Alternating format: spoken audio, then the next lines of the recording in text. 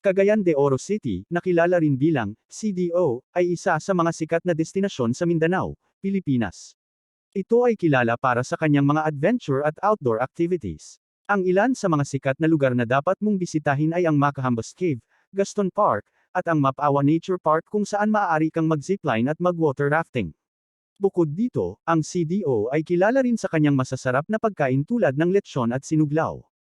May plano ka bang bisitahin ang Cagayan de Oro City? Narito ang ilang mga sikat na lugar na dapat mong bisitahin sa Cagayan de Oro City.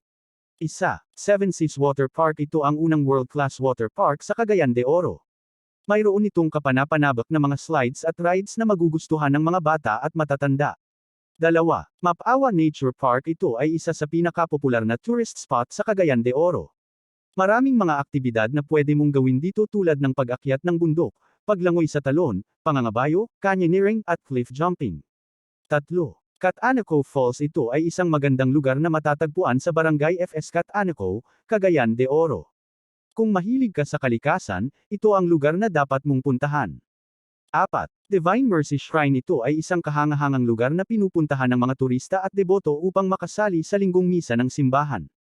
5. Macahambas Cave. Ang kuweba na ito ay naging lugar ng makasaysayang labanan ng Macahambas noong ika-4 ng Hunyo taong 1900. Ito ang unang tagumpay ng mga Pilipino laban sa mga Amerikano sa panahon ng Digmaang Pilipino-Amerikano. 6. Whitewater Rafting. Cagayan de Oro ay kilala bilang Whitewater Rafting Capital ng Pilipinas. Ito ang tanging lugar sa Pilipinas na nag-aalok ng rafting sa buong taon. Siguradong mag-e-enjoy ka sa mabilis na daloy ng tubig at masayang karanasan na ito.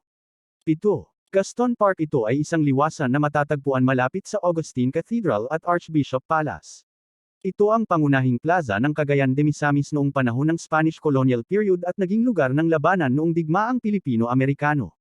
8. The Golden Friendship Park. Divisoria. Ito ay isang liwasan na binubuo ng 5 isla na nagtatampok ng mga monumento ng mga pambansang bayani tulad ni Jose P. Rizal, Pangulong Ramon Magsaysay, at Andres Bonifacio. Makikita rin dito ang lungsod ng Freedom Monument at Kiosko Kagawasan. 9. MacArthur Memorial Marker. Ito ay isang palatandaan sa Macabalan Wharf na naglalaman ng mga alaala ng pag-okupo ng mga Amerikano noong digmaang Pilipino-Amerikano. Dito rin nagtungo si General Douglas MacArthur sa kanyang pagtakas mula sa Australia noong World War II. Ito ay ilan lamang sa mga sikat na lugar na dapat mong bisitahin sa Cagayan de Oro City. Siguradong magkakaroon ka ng masayang at kakaibang karanasan sa iyong paglalakbay.